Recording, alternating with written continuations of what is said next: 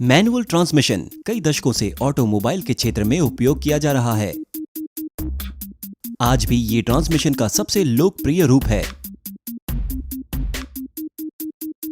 इस वीडियो में हम बताएंगे कि वास्तविक मैनुअल ट्रांसमिशन रिवर्स गियर के साथ कैसे काम करता है।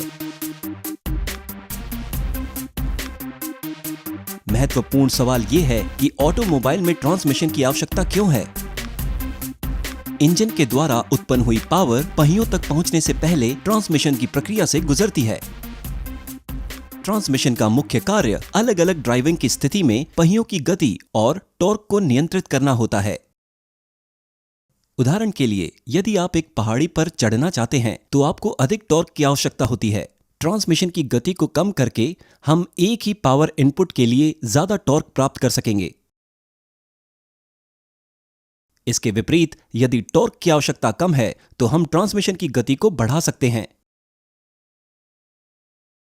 अब चलिए हम इसकी अंदरूनी कार्यप्रणाली को देखें। मैनुअल ट्रांसमिशन गियर अनुपात के सरल सिद्धांत पर काम करता है।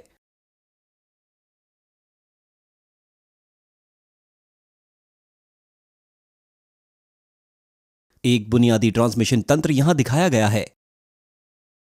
यहां इनपुट और आउटपुट शाफ्ट एक काउंटर शाफ्ट के द्वारा जुड़े हुए हैं।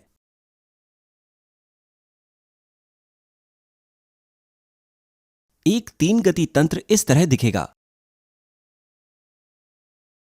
यह स्पष्ट है कि गियर स्लाइड करने पर हम अलग अलग ट्रांसमिशन अनुपात प्राप्त कर सकते हैं। इस ट्रांसमिशन को विशेष रूप से एक स्लाइडिंग मैश ट्रांसमिशन कहा जाता है। यह गति को नियंत्रित करने के लिए बेहतर है, लेकिन इसका एक छिपा हुआ नुकसान भी है। एक गियर से स्लाइड करना और दूसरे गियर के साथ जोड़ना काफी मुश्किल होता है। कांस्टेंट मैश ट्रांसमिशन इस समस्या को स्थायी रूप से हल कर देता है। यहां गियर हमेशा मैश में रहते हैं, लेकिन इनमें बड़ा अंतर होता है। यहां आउटपुट गियर शाफ्ट से ढीला जुड़ा होता है। यदि हम एक समय में शाफ्ट को केवल एक गियर से जोड़ते हैं तो शाफ्ट की गति जुड़े हुए गियर की गति के समान होगी। एक काल्पनिक कनेक्टर की मदद से अलग अलग गियर अनुपातों को यहां दिखाया गया है।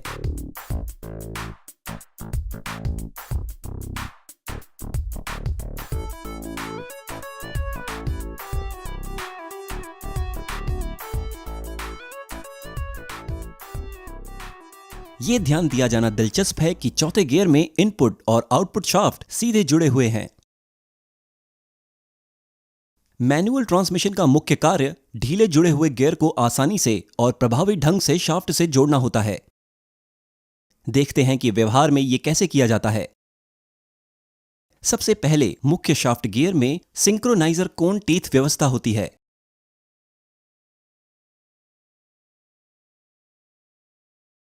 हब को एक शाफ्ट से जोड़ा जाता है।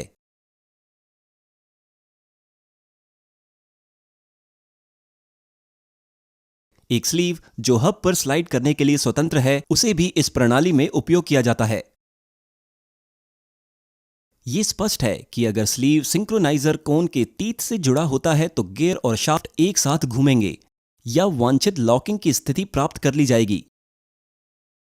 लेकिन गियर बॉक्स के संचालन के दौरान शाफ्ट और गियर दोनों अलग अलग गति से घूम रहे होंगे, इसलिए इस तरह की लॉकिंग एक आसान काम नहीं है। सिंक्रोनाइजर रिंग शाफ्ट और गियर की गति को समान बनाए रखने में मदद करती है। सिंक्रोनाइजर रिंग हब के साथ घूमने में सक्षम है, लेकिन अक्षीय रूप से स्लाइड करने के लिए स्वतंत्र है। स्लीव के चलने से पहले क्लच पैडल दबाया जाता है। इस तरह से गियर में पावर का प्रवाह रुक जाता है। जब हम स्लीव को चलाते हैं तो स्लीव कोन पर सिंक्रोनाइजर रिंग को दबाएगा।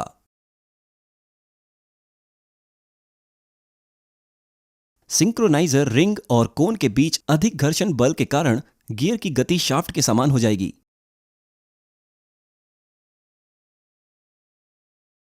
इस समय स्लीव आगे की ओर जा सकता है और यह गियर के साथ लॉक हो जाएगा। इस प्रकार गियर आसानी से और प्रभावी ढंग से शाफ्ट के साथ लॉक हो जाता है। इसी तंत्र को अन्य गियर में बदलने के लिए उपयोग किया जाता है, जैसे कि पहला गियर,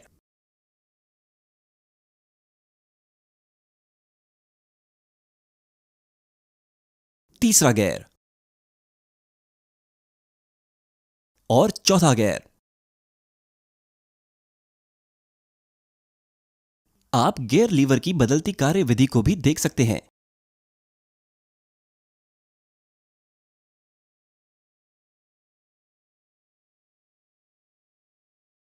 इनपुट शाफ्ट की तुलना में आउटपुट शाफ्ट को अधिक गति से घुमाने के लिए पांचवें गियर का उपयोग किया जाता है। अब देखते हैं कि रिवर्स गियर कैसे काम करता है। जैसा कि दिखाया गया है कि रिवर्स गियर 3 गियर व्यवस्था का उपयोग करता है। उनमें से एक निष्क्रिय गियर है।